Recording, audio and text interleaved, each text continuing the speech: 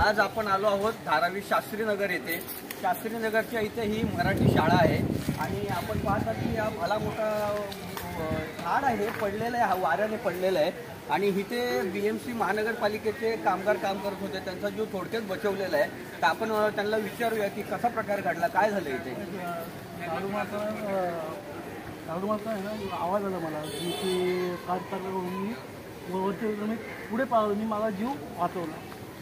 खरं तर यांना म्हणजे बोलताना पण भीती वाटत आहे। मग जो प्रकार घडला तो किती भयानक असेल। एकदम भला मोठासा आवाज झाला आणि हा संपूर्ण झाडाचं जर आपण खोड पाहिलं तर संपूर्ण ते कुजलेलं आहे आणि संपूर्ण हा रस्ता जो आहे आता त्या झाडाने व्यापलेला आहे आणि ही जीवितहानी होता होता वाचलेली आहे। आणि इथे मराठी शाळा आहे, आरोग्य केंद्र आहे आणि लोकांची येणे जाण्याचा हा खूप मोठासा मार्ग आहे।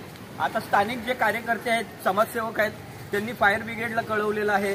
तसेच तिथे जे BMCचे अधिकारी बसलेले आहेत त्यांनी पोलिसांनाही कळवलेलं आहे। तुम्ही काय ॲक्शन काय घेतली, काय कोणाला कळवलंच का नाही?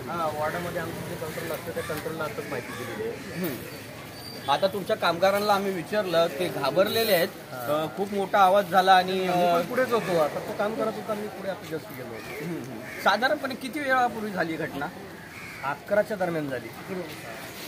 तर आपण आता जाणून घेतलेलं आहे 11 वाजता ही घटना घडलेली आहे आणि पाहतात हा खरं म्हणजे इथे ज्या गाड्या लागतात ना त्या गाड्या पण थोडक्यात बसवलेल्या आहेत आणि शाळेचा पण जो टायमिंग आहे तो शाळा भरल्यानंतर हे झाड पडलेलं आहे।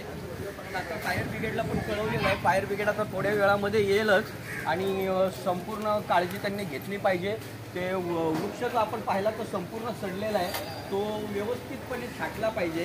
तर पुढचं जो काय होणारा संकट आहे किंवा येणारा जो परत असा अपघात होऊ नये त्याची काळजी घेतली पाहिजे। दगदगती मुंबई प्रतिनिधी महेश कवडे।